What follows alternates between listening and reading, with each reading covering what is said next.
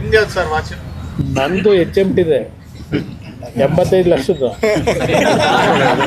Sir ನಾನು ಅದನ್ನ ಹೇಳ, ನೀವು ಕಟ್ತಿದ್ದೀರಾ ಕೆಲವು ಆಫೀಸ್ ನಿಮ್ಮ ಎಂಪ್ಲಾಯ್ಸ್ HMT ವಾಚ್ ಕಟ್ಟಲ್ಲ ಸರ್. ಇಲ್ಲ ಕಟ್ತಿದ್ದಾರೆ ಸರ್ ಇದೆ ಸರ್.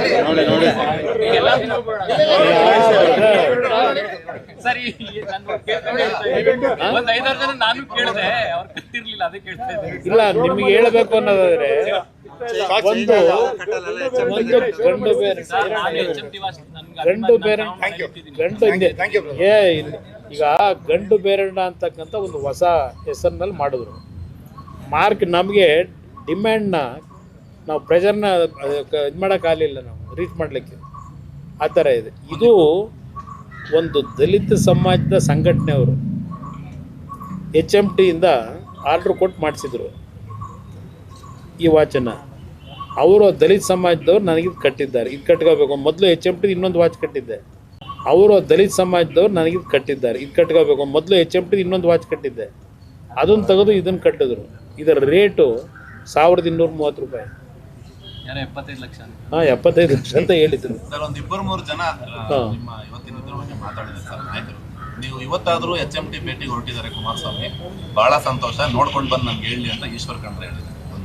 ಚಲುವರಾಯಸ್ವಾಮಿ ಅವರು, ನೀವು ಬಿಜೆಪಿ ಸತ್ಯದಲ್ಲಿ 20 ಸೀಟ್ ಗೆದ್ದು ತೋರಿಸೋದಲ್ಲ, ಹೊರಗಡೆ ಬಂದು 120 ಸೀಟ್ ಗೆದ್ದು ತೋರಿಸ್ಲಿ ಸವಾಲಾಗ್ತೀವಿ ವಿಧಾನಸೌಧದಲ್ಲಿ. ನಾವು ಏಕಾಂಗಿಯಾಗಿ ಬ್ರದರ್ ಕಳೆದ 20 ವರ್ಷದಿಂದ ಏನು ನನ್ನ ಬಗ್ಗೆ ಟೀಕೆ ಮಾಡ್ತಾರೆ, ಇವರ ನನ್ನ ವಿರುದ್ಧ ಏನು ವಿಷ ಕಾರ್ತಾರೋ ಏನು ಕಾರ್ತಾರೋ ಗೊತ್ತಿಲ್ಲ. ಇಲ್ಲ ಪಾಪ 120 ಸೀಟ್ ಗೆಲ್ಲು ಅಂತ ಹೇಳವ್ರೆ.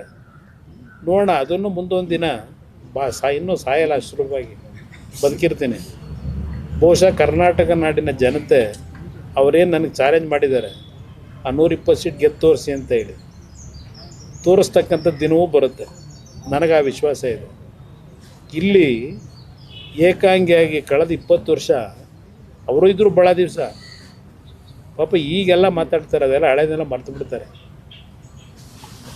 ಈ ಒಂದು ಪ್ರಾದೇಶಿಕ ಪಕ್ಷ ಕಟ್ಟೋದು ಎಷ್ಟು ಕಷ್ಟ ಅನ್ನೋದಕ್ಕೆ ಇನ್ನೂ ಉಳಿದಿದ್ದೀನಲ್ಲ. 18 ಸೀಟಾದರೂ ಗೆದ್ದಿದ್ದೀವಲ್ಲ, 18 ಸೀಟು 19 ಸೀಟ ಗೆದ್ದಿದ್ವಲ್ಲ ಇದರಲ್ಲಿ.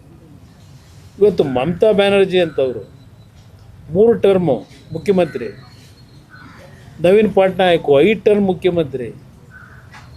ಅವ್ರ ಸ್ಟ್ರಗಲ್ ನೋಡ್ತಾ ಇದ್ದೀನಿ. ಈ ಕಾಂಗ್ರೆಸ್ದೇ ತಗೊಳ್ಳಿ, ಪಾಪ ಅವ್ರಿಗೆ ಹೇಳ್ತೀನಿ, ಅದು ಯಾರೋ ನನ್ನ ಸ್ನೇಹಿತ ಹೇಳ್ದ ಅಂದ್ರಲ್ಲ, ಎಷ್ಟೋ ರಾಜ್ಯಗಳಲ್ಲಿ 0. ಕಾಂಗ್ರೆಸ್ ಪರಿಸ್ಥಿತಿ 30 ವರ್ಷದ ಇತಿಹಾಸ ಇರೋ ಪಕ್ಷ. ಎಲ್ಲೆಲ್ಲಿ ಯಾವ್ಯಾವ ರಾಜ್ಯದಲ್ಲಿ ಎಷ್ಟು ಗೆದ್ದರು.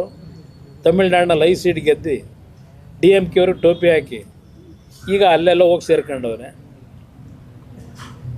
ಪಂಜಾಬ್ ಪರಿಸ್ಥಿತಿ ಏನಾಗಿದೆ, ವೆಸ್ಟ್ ಬೆಂಗಾಲಲ್ಲಿ ಎಷ್ಟು ಸೀಟ್ ಗೆದ್ದರು, ಬಿಹಾರದಲ್ಲಿ ಎಷ್ಟು ಸೀಟ್ ಗೆದ್ದರು, ಎಲ್ಲಿಗೆ ಬಂದು